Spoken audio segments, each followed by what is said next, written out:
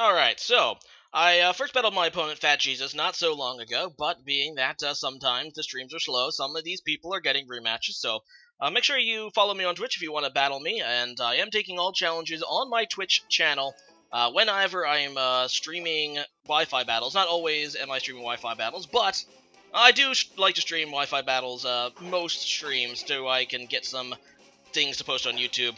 But either way, this is a rematch against Fat Jesus, who we had an enormously long battle with that Stallfest, if you recall, a couple battles ago.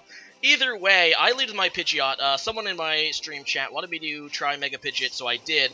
He leads with Weavile, and obviously that's not a very good matchup for me. So, yeah, I just switch out into Goku here, as he goes for the Swords Dance, which is a great play on his part, being able to set up Weavile. I go for the Mach Punch, hoping to KO, but obviously this thing is going to have Focus Sash. Seems like a pretty obvious item to have on this. And, yeah, so he's able to take me out with a Swords Danced Poison Jab as I go into my Donphan just to Ice Shard to get the kill. He's at 1 HP, so it doesn't matter how much damage it's going to do. I mean, it wouldn't do much, obviously, due to the resistance, but as long as it does 1 damage, which it's guaranteed to. So he goes out into Infernape, which I'm not entirely sure why, because Donphan obviously can hit back with a super effective Earthquake. He just goes for the Fake Out and a U-turn. I guess that's why, if he just wanted to get free damage on it, which is a pretty decent play. I mean, he ends up damaging me about 25%, but the Life Orb is going to deal some damage to him as well. He probably would have been actually better off just going for the U-turn, since I think he just damaged himself just as much with the Fake Out on Donphan. Whatever. I go for the knockoff, and I get rid of Rotom's item, which, yeah, is pretty decent. I go into my Verizon Wireless, no, this is Verizion, I think it's his actual name, which obviously can take move pretty well. I think he just misses with Hydro Pump, as I get off a Calm Mind, which, yeah, not too shabby. He's going to go for a Will-O-Wisp, thinking that I might be physical, but I am special, so it's not really going to hurt me that much. Obviously, the residual damage is always annoying, but yeah, I go for the Focus Blast, thinking he'd actually switch. I didn't see why he'd want to stay in, considering I have a super effective Grass move, and +1 special attack and special defense, but he does Trick, which deals my leftovers. That's a minor nuisance. He doesn't have his Wide Lens anymore. And I don't know why he would even have Trick with the Wide Lens item on his Rotom, instead of, like, a choice item. But it's a pretty weird play. Either way, I did go for the Giga Drain this turn, which is able to take it out, so that's good for me.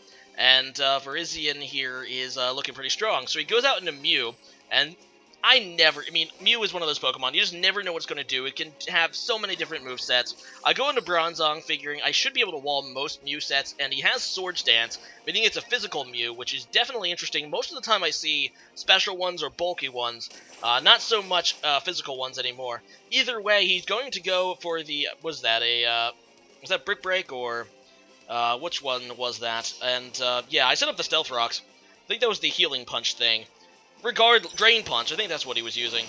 Either way, I have the Kapow with the normal gem, so it doesn't matter if you have +4 attack Mew, you're going to get wrecked by my Bronzong, and I've used this before, and apparently, according to my stream viewers, I'm like the only person who decides I like to use Explosion in Gen 6, but it always hits people off guard, what can I say?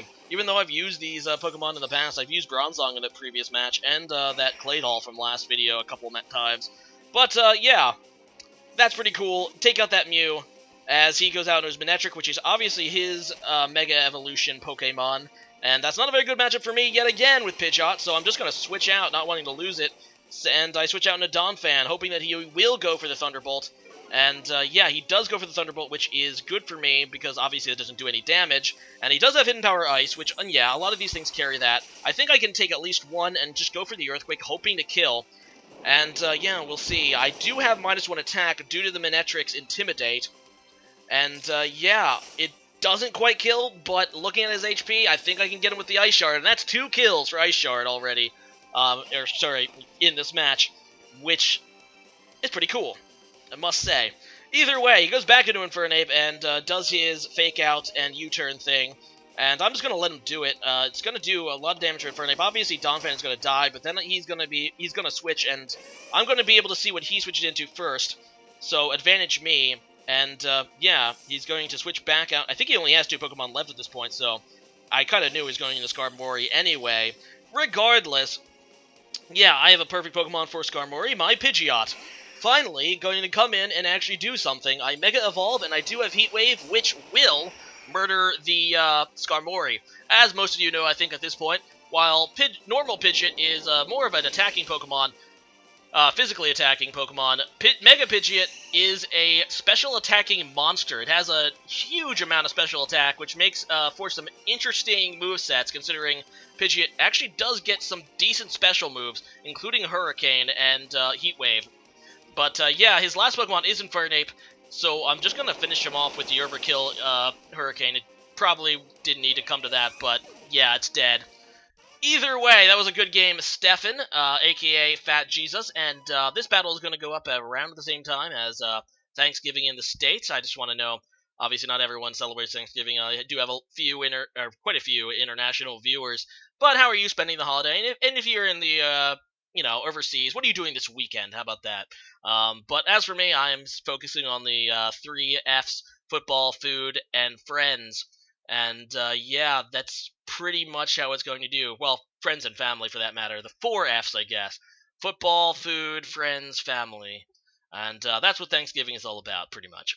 Regardless, leave a comment about what you're doing. And yeah, happy holidays. Take care.